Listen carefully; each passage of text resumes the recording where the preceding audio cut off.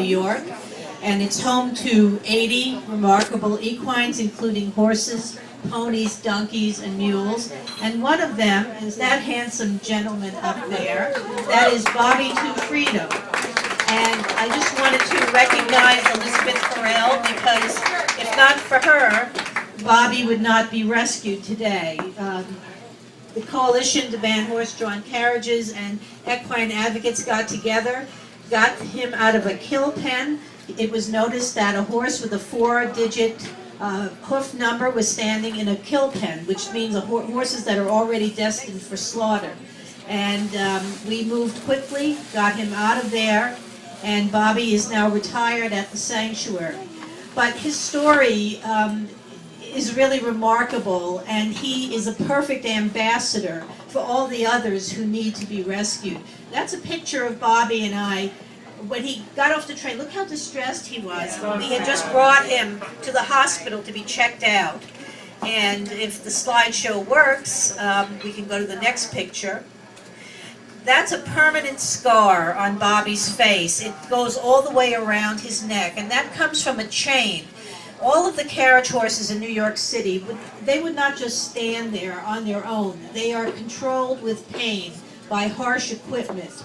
And Bobby has a scar. He had scars all over his face. He has several permanent ones, and that's one of them. Another one's on his nose. That was Bobby the day that he arrived at our sanctuary back in June of 2010.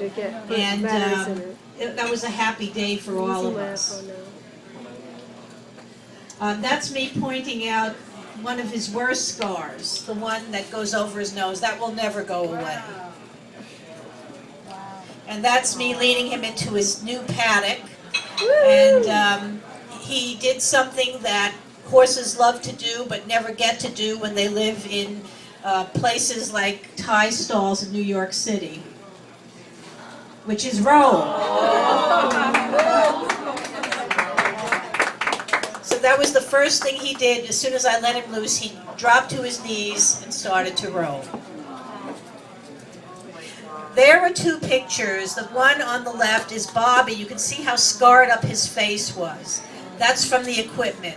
The photograph to the right is him just a couple of weeks later. So you got to see the scars that healed and the ones that never went away. That's his famous 4-digit hoof number, 2873. Yes, I've been playing it in the lottery. Haven't won yet.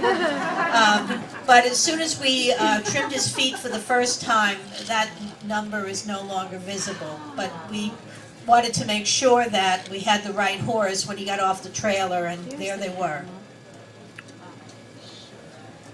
That's Kathy Wong. Kathy lives not too far from us, but she and her husband have an apartment in New York City and see the carriage horses all the time. And so when we rescued Bobby and she heard about him, the first thing she said was, I want to sponsor Bobby. We have a horse sponsorship program, and she's a very happy sponsor of Bobby to Freedom. There's Bobby with two of his best friends. In the middle is Charlie Horse, a rescued Arabian who we rescued from research. And on the far right is Dallas, who we rescued from a summer camp.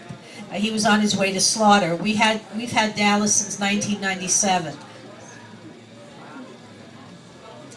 And finally, because we don't know how old Bobby, what his birth date is, we didn't know he was 14 when we rescued him. So we designated the day we rescued him from slaughter, June 25th, as the date of his rebirth day.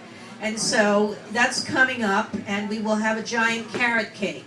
And for those of you who'd like to meet Bobby, go to our website, equineadvocates.org. We have an open day schedule to the public, and you're welcome to come up and meet him.